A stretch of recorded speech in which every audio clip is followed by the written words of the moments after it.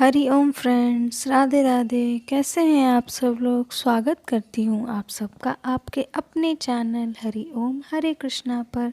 आशा करती हूँ अच्छे ही होंगे। तो आज जो मैं आप लोग के सामने बात करने जा रही हूँ वो है इस आषाढ़ मास की कृष्ण पक्ष की एकादशी योगिनी एकादशी के बारे में, जो इस मास अर्थात आषाढ़ मास के पक्ष में 5 जुलाई 2021 दिन सोमवार को पड़ रही है।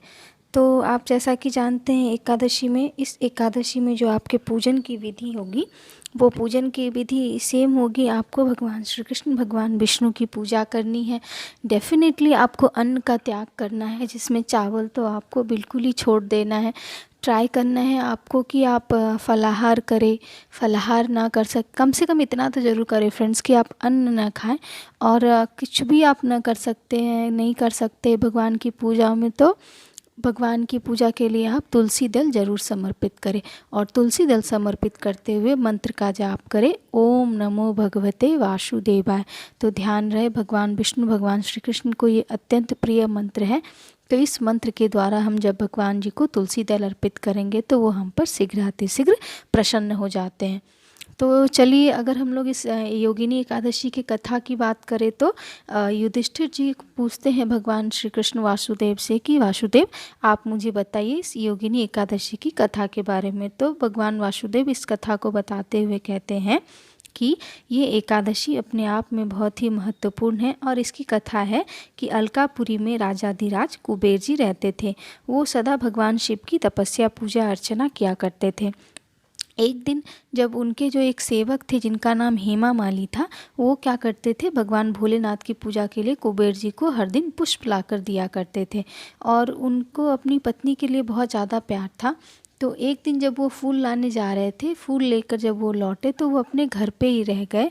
और इधर भगवान कुबेर जी भी पूजा कर रहे थे भगवान भोलेनाथ की। और उस पूजा के दौरान पूजा का समय भी व्यतीत हो गया, बट हेम माली अपनी पत्नी के साथ ही समय व्यतीत करते रहे। और जब यक्ष कुबेर जी को ध्यान आया कि अब तक क्यों नहीं वो यक्ष वापस लौटा है, तो उन्होंने अपने दूतों को भेजा कि जाकर आप पता करें कि अब तक वो क्यों नहीं लौटा है। जब कुबेर जी को पता चला कि वो अपनी पत्नी के साथ घर पे रह गया और इस तरह से वो पूजा में फूल लेकर नहीं आ सका, तो कुबेर को बहुत क्रोध आया और उसने साप दे दिया हेम माली को कि अरे दुष्ट, तूने भगवान की अवहेलना की है, तो जा तू कोढ़ से युक्त हो जा और अपनी पत्नी से भी वियुक्त हो जा। ऐसा कहते ही वो यक्ष लोक से नीचे गिर गया और धरती पर आकर महान दुख को भोगने लगा। दुख को भोगते भोगते जब वो बहुत दुखी था तो एक दिन वो मार्कंडेय मुनि से मिला। जब वो मार्कंडेय मुनि से मिला, मार्कंडेय मुनि ने परोपकारार्थ उनसे पूछा कि आप कौन हैं और इतना दुख क्यों झेल रहे हैं। तो उन्होंने अपना सारा दुख बता दिया कि मुझे कुबेर ने श्राप दिया, इस कारणवश मैं इस तरह से इस धरती पर इस रोग के साथ शापित हूँ। तब जाके मार्कंडेय मुनि ने कहा कि वत्स, तुम आषाढ़ मास की योगिनी एकादशी का व्रत करो, इससे तुम्हें पुण्य की प्राप्ति होगी और तुम्हारे दुख भी दूर हो जाएंगे। ऐसा कह सुनते ही उनको बहुत खुशी हुई और उन्होंने पूरे नियम विधि विधान के साथ एकादशी का व्रत रखा और अपने पाप से मुक्त हो गए। तो इस तरह से ये एकादशी व्रत भगवान श्री कृष्ण भी इनकी महिमा बताते हुए कहते हैं कि जो मनुष्य 88,000 ब्राह्मणों को भोजन कराता है, उसके समान ही फल उस मनुष्य को भी मिलता है जो योगिनी एकादशी का व्रत करता है। योगिनी महान पापों को शांत करने वाली और महान पुण्य फल देने वाली है। इसके पढ़ने और सुनने से मनुष्य सब पापों से मुक्त हो जाता है। तो ये थी फ्रेंड्स योगिनी एकादशी के व्रत की कहानी। अब बात करते हैं आप इसका पारण कैसे करें।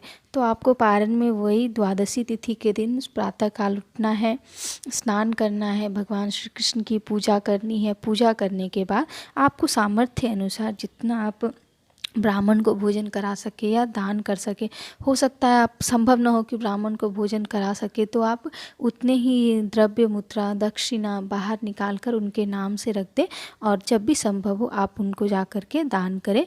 और उस नाम से रखने के बाद ही आप भगवान को भोजन का भोग लगाएं। उसमें कोशिश करें आप अन्न का भोग लगाएं और उसके बाद भगवान श्री कृष्ण की पूजा करते हुए उनको चढ़ाए हुए तुलसी दल को अपने पारण के रूप में प्रसाद ग्रहण करें। और उसके बाद भगवान को भोग लगाने के बाद जो वो अन्न है उस अन्न को भी ग्रहण करें। इस तरह से इस एक योगिनी एकादशी के व्रत का पारण करें। तो फ्रेंड्स, ये थी हमारी योगिनी एकादशी के व्रत की कथा। तो इस तरह से आप लोग अन्न का त्याग करके इस एकादशी के व्रत को जरूर रखें और सब पापों से मुक्त होकर पुण्य फल की प्राप्ति करें। तो राधे राधे फ्रेंड्स, हरि ओम। ध्यान रखिए अपना। हरि ओम फ्रेंड्स।